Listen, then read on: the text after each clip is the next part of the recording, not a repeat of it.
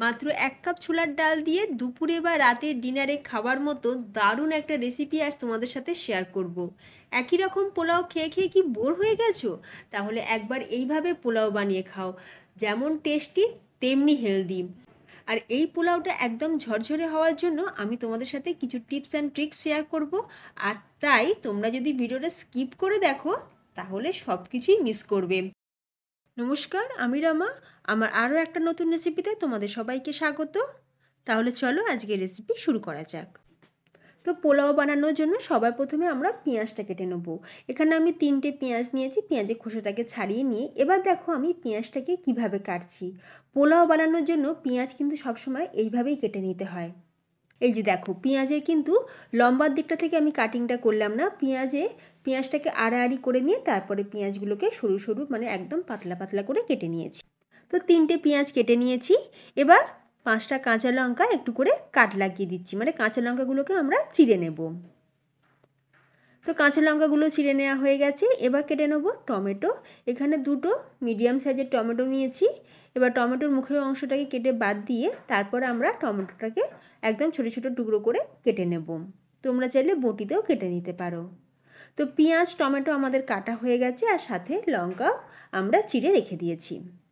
অন্যদিকে দেখো, এখানে আমি নিয়ে নিয়েছি ছোলার ডাল। এখানে আমি 1.5 কাপ ছোলার ডাল নিয়েছি। ডালটাকে ভালো করে ধুয়ে নিয়ে ডালটাকে আমি 3 থেকে 4 ঘন্টা জলেতে ভিজিয়ে রেখেছিলাম। ডালটা কিন্তু বেশ নরম হয়ে গেছে। আর এদিকে নিয়েছি 500 গ্রাম বাসমতি চাল। চালটাকেও ভালো করে দুবার ধুয়ে নিয়ে জল দিয়ে ভিজিয়ে রেখেছিলাম। চালটাকে কিন্তু অবশ্যই ভিজিয়ে রাখতে হবে। চালটা খুব বেশিক্ষণ না, আধ ঘন্টা ভিজিয়ে রাখলেই যথেষ্ট। এবার দেখো, ডাল আর চাল আমাদের ভেজানো তো হয়ে গেছে। অন্যদিকে গ্যাসের উপর একটা কড়াই বসিয়ে তাতে দিয়ে দিয়েছি সাদা তেল। তেলটা খুব ভালো করে গরম হয়ে যাওয়ার পর দিয়ে দিলাম গোটা জিরে। জিরেটা ভাজার যখন সুন্দর একটা গন্ধ বেরোবে দিয়ে দিতে হবে পেঁয়াজ। একদম পাতলা পাতলা করে কেটেছি, আর তাই এই পেঁয়াজটা ভাজতেও কিন্তু খুব বেশিক্ষণ সময় লাগবে না। হাই ফ্লেমে পেঁয়াজটাকে 5 থেকে 6 মিনিট খুব ভালো করে ভেজে নেওয়ার পর যখন দেখবে পেঁয়াজের মধ্যে বাদামি কালার এসে গেছে তখন দিয়ে দিতে হবে গোটা শুকনো লঙ্কা। এখানে আমি 3টে গোটা শুকনো লঙ্কা দিয়েছি, একটু ভেঙে দিয়েছি। সাথে তেজপাতা, গোটা গরম মশলার মধ্যে নিয়েছি বড় এলাচ, ছোটো এলাচ, লবঙ্গ, দারচিনি, গোটা গোলমরিচ, আর ফ্লেভারটা খুব ভালো আসার জন্য একটু জয়িত্রী দিলাম। এই গোটা মশলাগুলো আমি পেঁয়াজটা ভাজার পরই ব্যবহার করলাম। তাহলে কি হবে, যদি গোটা মশলাগুলো আমরা প্রথমেই দিয়ে দিতাম পেঁয়াজ ভাজতে ভাজতে মশলাগুলো হয়তো পুড়েও যেতে পারতো। তাই এই সময় গোটা মশলাগুলো দিলে খুব সুন্দর একটা ফ্লেভার থাকে। এবার পেঁয়াজটা ভাজার সাথে সাথে এখানে দিয়ে দিলাম 1 টেবিল চামচ আদা রসুন বাটা। আদা রসুন বাটা দেওয়ার ফলে দেখবে পেঁয়াজটা খুব ভালোভাবে কিন্তু সিদ্ধও হয়ে যাবে। এইবার আমি দিয়ে দিচ্ছি সেই চেরা কাঁচা লঙ্কা, আর সাথে দিয়ে দিলাম কেটে রাখা টমেটো। যেহেতু ছোলার ডাল দিয়ে আজকে আমরা পোলাওটা বানাবো তাই অবশ্যই দিতে হবে কিন্তু কারি পাতা। কারি পাতা দিলে যেমন একটা টেস্ট হবে তেমনি দারুণ একটা ফ্লেভার আসবে। তবে ফ্রেন্ডস, তোমরা যদি একান্তই হাতের কাছে কারি পাতা না পাও তাহলে স্কিপও করতে পারো। এবার টমেটো তাড়াতাড়ি নরম হওয়ার জন্য একটু নুন দিয়ে দিলাম, দিয়ে খুব ভালো করে মশলাটাকে একটু ভাজা ভাজা করে নেওয়ার পর এবার আমি দিয়ে দিলাম চানা ডাল। 1.5 কাপ চানা ডাল দিয়ে দিলাম। দিয়ে এবার ডালটাকে আমরা লো টু মিডিয়াম ফ্লেমে একটু ভালো করে ভেজে নেব। যখন দেখবে ডালের কালারটা চেঞ্জ হয়ে যাবে, মানে ডালের কালারটা একটু বেশ লালচে কালার এসে যাবে, আর সুন্দর একটা গন্ধও বেরোবে। যেহেতু চানা ডাল ভাজছি তাই সুন্দর একটা গন্ধ বেরোবে। তো চানা ডালটা খুব ভালো করে ভেজে নেওয়ার পর কিছু মশলা দিয়ে দেবো। এখানে দিয়ে দিচ্ছি 1/2 চা চামচ হলুদ, 1/2 চা চামচ কাশ্মীরি লঙ্কার গুঁড়ো, আর দিয়ে দেবো 2 চা চামচ ধনের গুঁড়ো। খুবই সামান্য পরিমাণে একটু গরম মশলা গুঁড়োও দিলাম। দিয়ে এবার খুব ভালো করে মশলার সাথে ডালটাকে আরও কিছুক্ষণ একটু ভাজা ভাজা করে নেব। যেহেতু মশলা দিয়েছি তাই গ্যাসের ফ্লেমকে একদম লোতে রেখে ডালটাকে খুব ভালো করে ভাজা ভাজা করে নেওয়ার পর এবার আমরা জল ঝরানো চালটাকে দিয়ে দেবো। চাল দেওয়ার সাথে সাথেই কিন্তু জল দেবে না, চালটাকে মশলার সাথে বা ডালের সাথে একটু ভালো করে ভেজে নেব। এইভাবে একটু ভেজে নিলে দেখবে প্রত্যেকটা পোলাওয়ের দানা একদম খিলি থাকে, তেমনি পোলাওটা ভীষণই টেস্টফুলি হয়। তো খুব ভালো করে চালটাকেও একটু ভালো করে ভেজে নেওয়ার পর এবার আমরা এর মধ্যে দিয়ে দিচ্ছি জল। এবার দেখো এখানে মেজারমেন্টটা দেখো, এখানে আমি 500 গ্রাম চাল নিয়েছি, তার জন্য দিয়ে দিলাম 1 লিটার জল। আর যেহেতু আমরা 1.5 কাপ চানা ডাল নিয়েছি, সেই জন্য আমি এখানে 3/4 কাপ জল। তাহলে মেজারমেন্টটা কি দিলাম, 500 গ্রাম চালের জন্য নিয়েছি 1 লিটার জল, আর 1.5 কাপ ডালের জন্য নিলাম 3/4 কাপ জল।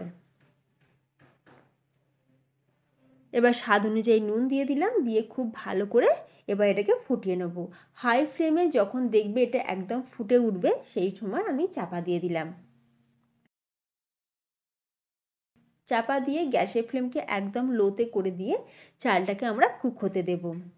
অন্যদিকে দেখো, যেহেতু আমরা এই চানা পোলাওয়ের মধ্যে পনির ব্যবহার করব, তাই এখানে আমি 250 গ্রাম পনির এরকম ছোট ছোট করে কেটে নেব। মানে খুব বেশি কিন্তু ছোট করব না, মানে একটু স্কোয়ার করে কেটে নেব। তো পনিরটা কেটে নিলাম, তবে পনিরের কাটিংটা তোমরা অবশ্যই তোমাদের পছন্দ মতন রাখতে পারো। গ্যাসের অন্য একটা সাইডে একটা ফ্রাই প্যান বসিয়ে তাতে 1 টেবিল চামচ ঘি গরম করে এবার পনিরগুলোকে দিয়ে হালকা ফ্রাই করে নেব।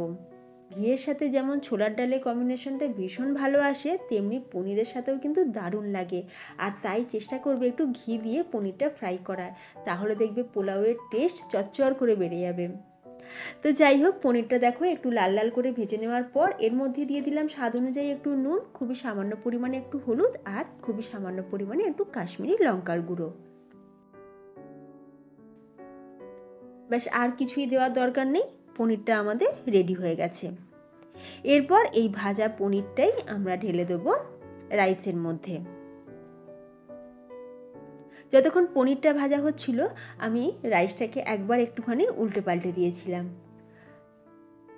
এবার আমরা পনিরটাকে ঢেলে দিলাম।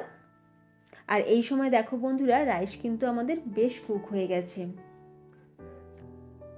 একটা চামচের সাহায্যে পনিরটাকে রাইসের ওপরটা ভালো করে ছড়িয়ে দিচ্ছি, যাতে চারিদিকটা খুব ভালোভাবে থাকে।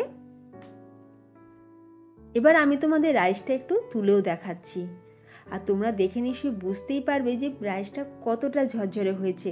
ওপর থেকে তো একদমই শুকনো, তবে নিচের দিকটা হয়তো একটু জলজলে আছে।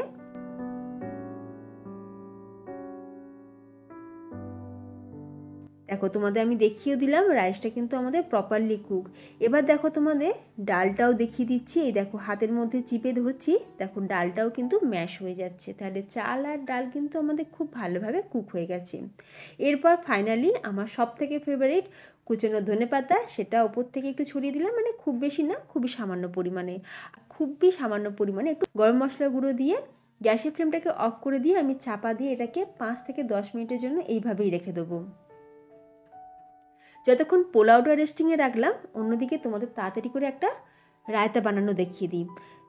তো রায়তার জন্য এখানে আমি 200 গ্রাম টক দই খুব ভালো করে আগে থাকতেই ফেটিয়ে রেখেছিলাম। এবার টক দইয়ের মধ্যে দিয়ে দিলাম স্বাদ অনুযায়ী একটু বিট লবণ, আর দিয়ে দিচ্ছি একটু ভাজা জিরে গুঁড়ো, আর এখানে আমি দিয়ে দিলাম পেঁয়াজ কুচি, টমেটো কুচি, ধনেপাতা কুচি।